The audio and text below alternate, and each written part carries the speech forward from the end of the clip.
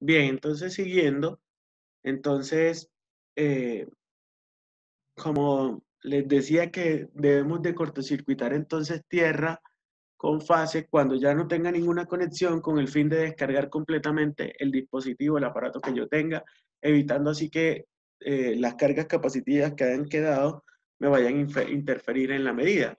Eso hay que hacerlo, por ejemplo, con los portátiles. Cuando uno quiere descargar un portátil, de las cargas capacitivas, uno, por ejemplo, le puede quitar la batería y presiona por 5 segundos, de 5 a 10 segundos, no pasa nada, la tarjeta, el botón de encendido del portátil sin batería y obviamente sin conexión a la fuente eléctrica. ¿Y qué es lo que hace? La tarjeta madre se desenergiza completamente. Otra cosa que hay que tener muy en cuenta es que cuando nosotros tenemos eh, una atmósfera inflamable, ¿de acuerdo? Debemos de tomar especiales medidas. ¿Y por qué les digo esto? Porque pues si se llega a generar una chispa en el proceso de medición, entonces puede tener un incendio. Entonces pues hay que mirarlo, ¿de acuerdo? Y se recomienda, si ustedes se dieron cuenta, aplicar 1000 voltios, que puede que sea de corriente continua, como se los hablaba hace un momento. 1000 voltios en continua sí le va a poder presentar a una persona ciertas complicaciones si lo recibe, ¿de acuerdo? Recibir 5 voltios en DC no pasa nada, pero ya hablar de que voy a recibir 1000 voltios, ya sí hay una seria afectación en la salud de las personas.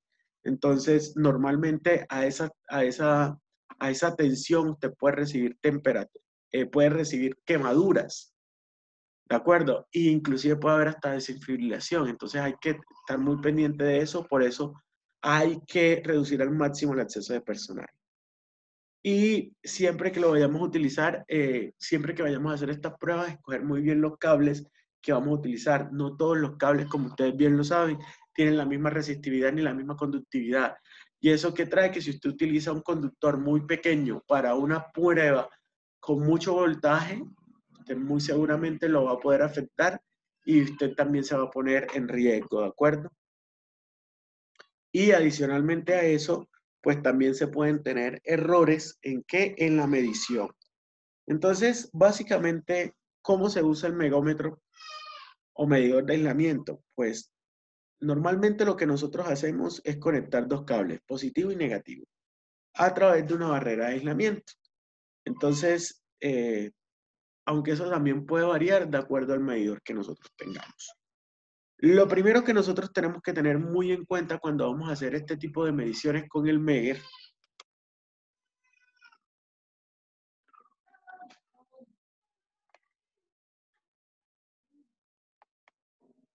entonces esto es básicamente cómo se hace. Entonces, cuando nosotros, esto es de lo que les estoy hablando, miren que aquí está el Meger y lo pongo entre una fase y el neutro. Entonces, aquí lo primero, o una de las cosas más importantes que yo tengo que tener en cuenta que es saber qué es lo que voy a medir. Una prueba de aislamiento no se hace de la nada, ¿de acuerdo? Una prueba de aislamiento lo que nos primero nos implica es conocer el equipo al cual yo le vaya a tener que hacer la prueba de aislamiento, porque es que yo, hay un dicho muy popular que a mí me gusta mucho que dice que cuando uno no sabe para dónde va, cualquier camino le sirve. Y eso es cierto. Pero ¿qué sucede en este tipo de cosas? Que si tú haces una prueba de aislamiento, pero tú no sabes qué tiene que estar aislado de qué, pues, ¿qué estás midiendo? ¿Realmente qué estás midiendo? ¿Realmente qué estás logrando? Sí, estás tomando una medición y esa medición sirve para algo. Entonces, nosotros debemos de saber qué tiene que estar aislado de qué para poder hacer este tipo de medición y para saber si esa medición va a servir para algo o no. Insisto, no es hacer una prueba por hacerla, es saber que esa prueba tenga una validez y que más que una validez sepamos que sirve para algo. Porque también puede llegar, yo hago la prueba, ay, sí, me dio aislado. Bueno, te dio aislado, ¿qué te dio aislado? ¿Será que eso sí tenía que estar aislado o no? Nadie lo sabe. Entonces, si nadie lo sabe, pues, bailas, perdimos el tiempo. Entonces, una vez que ya hemos hecho la conexión, así como la que les estoy mostrando en la imagen en estos momentos, cualquiera de estas, ¿sí? Entonces, tenemos que aplicar el voltaje de test durante al menos un minuto. En el caso en que tengamos megómetros de más de 1000 voltios, ¿de acuerdo? Tenemos que demorarnos ese tiempo. Y en los megómetros que tenemos menos de 1000 voltios, el test durará escasos unos segundos, ¿de acuerdo? Pero ténganlo muy en cuenta, si son más de 1000 voltios que usted le vaya a aplicar, que la prueba sea más de 1000 voltios, se tiene que demorar al menos un minuto para que la medida sea confiable, ¿de acuerdo? ¿Qué es lo que pasa cuando yo hago la prueba? Entonces, la resistencia debe de caer o quedarse relativamente quieta o muy estable. Entonces, por ejemplo, si es un equipo bueno, grande, presenta un descenso muy estable. Sin embargo, pues un sistema cuando es muy pequeño, o sea, que es una prueba de aislamiento a muy bajo voltaje y el equipo no es tan robusto, esto se mantiene también medianamente estable y esto se debe a que tiene sus propiedades capacitivas y de absorción, eh, bajan la corriente a cero, entonces un poquito más rápido. Entonces, pues, eh, Depende del aislamiento, baja más rápido, ¿no? pues sí, también, pero es que el equipo también influye muchísimo en la capacidad de la prueba que te está haciendo, porque a veces cuando los equipos no son tan buenos, ¿qué sucede? Hay mucha carga capacitiva dentro del equipo y eso también hace que se estabilice rápido, ¿de acuerdo? Entonces, uno qué es lo que hace, termina tomando pues el negómetro le entrega a uno un valor y ese valor pues es el que nosotros tenemos que tenerlo pendiente. Esta prueba tiene una, ¿cómo lo digo? Una particularidad. No, no hay que hacerlo solamente una vez para detectar el fallo, sino que hay que hacerlo varias veces y tratar de que se mantenga una consistencia, porque a veces en la prueba que uno hace nos da un valor bien, pero que a veces, por así decirlo, no quería usar esta palabra, pero creo que es la mejor que la que nos puede dar, es que nos puede dar un falso positivo, o, perdón, un falso negativo. Entonces, ¿qué quiere decir? O inclusive también un falso positivo, eh, que los datos no fueron tan consistentes y de esta forma, pues, no podemos saber si sirvió o no sirvió. Entonces, eso es lo más Que los datos no correspondan. complejo. Sí, lo que pasa es que si yo tengo una medición y pues me dio una determinada resistencia ahora y en la siguiente me dio otra y otra y otra, entonces fíjense que ahí voy a tener fallas de aislamiento y no me deja tomar una decisión, sobre todo cuando los datos que me dieron son disímiles, o sea, no son nada parecidos. Entonces eso me lleva a pensar en de que inclusive hasta mi, eh, mi megómetro no está bien. Podría llegarse a pensar eso. Entonces, hay que tener mucho cuidado con eso y tratar de que los datos que nosotros vayamos a hacer sean muy, muy, muy consistentes. ¿De acuerdo? Eh, bueno, eso era como para que lo tengamos en cuenta. Por ejemplo, ¿cómo sé yo que la prueba está bien o que esa resistencia está bien? Entonces, para equipos que nominalmente trabajen hasta 250 voltios, la mínima resistencia que nosotros vamos a recibir en megaohmios, que para nosotros está bien, es de 25 megaohmios. Para voltajes de 600 son 100. Para voltajes de 1000 son 100. Para 2500 son 500. Para 5000 son 1000. Para 8000 son 2000. Para 15000 son 5000 y para 25000 son 20000 megaohmios, ¿no? Y de más de 34.500 y superiores, estamos hablando de 100 K megaohmios. Entonces, eso es lo que hay que tener en cuenta. Esos son los valores normales que nos debe dar un megómetro al momento de hacer estas pruebas. Entonces, pues, esto es como para que lo vayamos teniendo en cuenta porque en muchas oportunidades de pronto ustedes se pueden encontrar con este tipo de pruebas, ¿de acuerdo? Al igual esto lo van a poder leer un poquito mejor en lo que, en el documento que les voy a pasar. Entonces, este, por ejemplo, es para Fluke. Entonces, lo que les comentaba, para 250 tengo 25 megaohmios, para 600 tengo 100. Obvio, estos son las resistencias mínimas, ¿de acuerdo? Si tienen más resistencia, no pasa absolutamente nada. Para 15.000, entonces tengo que la resistencia de aislamiento es de 5.000 megaohmios.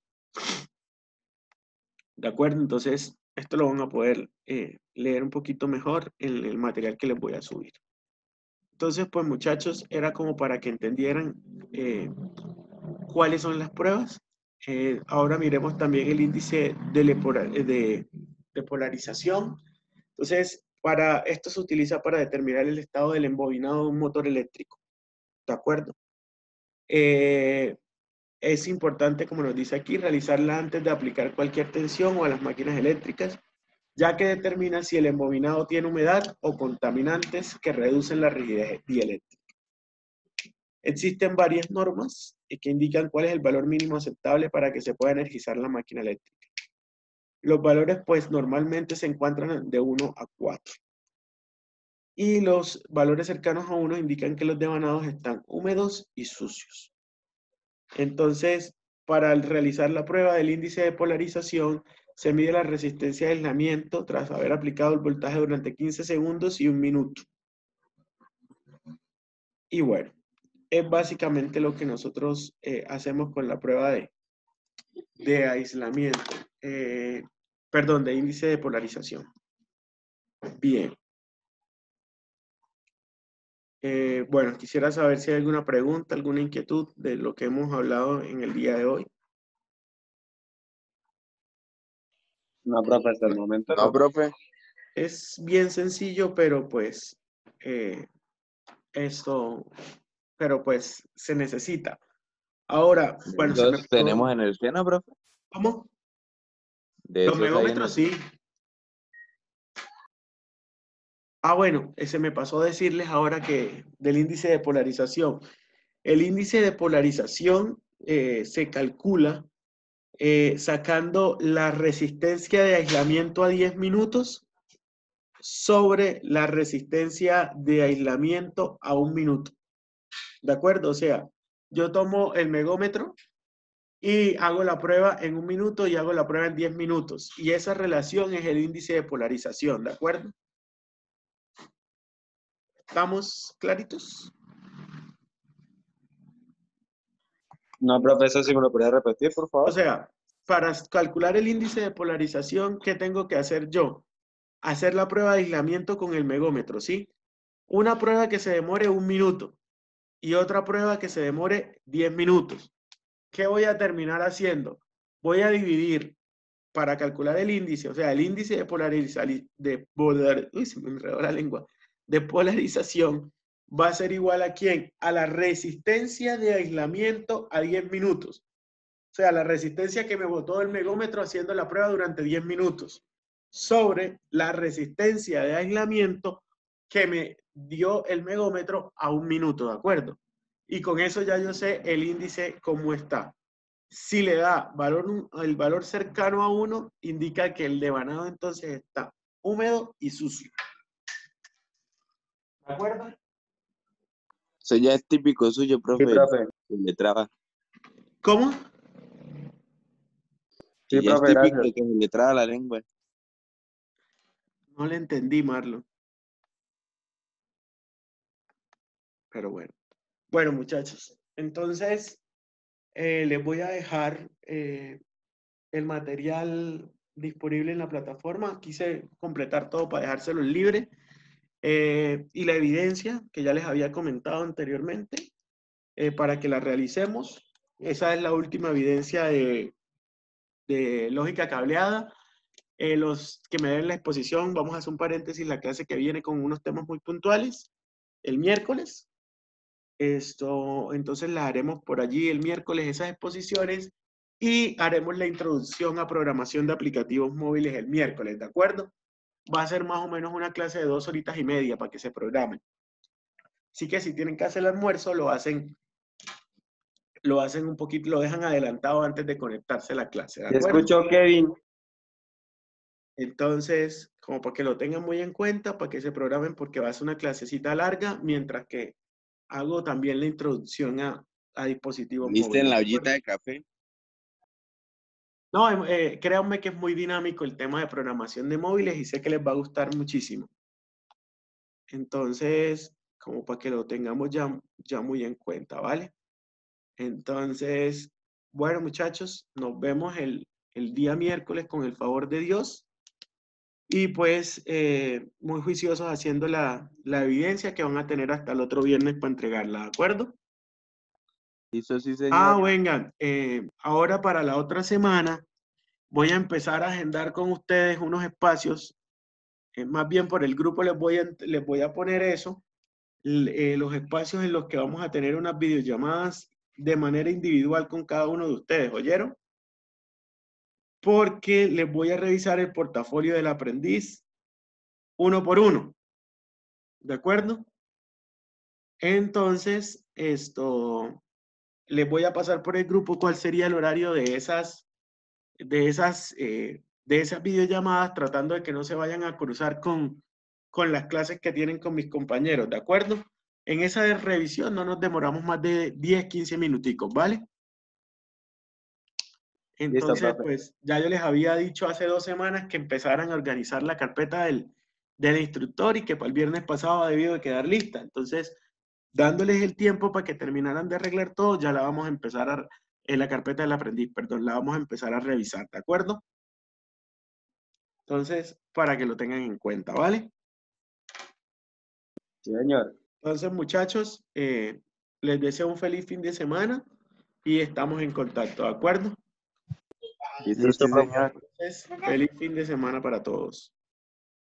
Ah, esperen un momentico, no se salgan. No se Chao, salgan profe, de la chao. sala. Voy a tomar aquí una evidencia, aunque ya yo tomé los nombres, la lista, Chao, pero profe, chao, chao. me voy a volver hater suyo, Marlon. Listo, muchachos, ya tomé la evidencia. Entonces, estamos en contacto. Que tengan un feliz fin de semana. Chao, chao. Allí mire el video, profe. Chao, profe, igualmente. No, le comento y me voy a volver hater suyo. Ahora porque como ahora viven en Manhattan.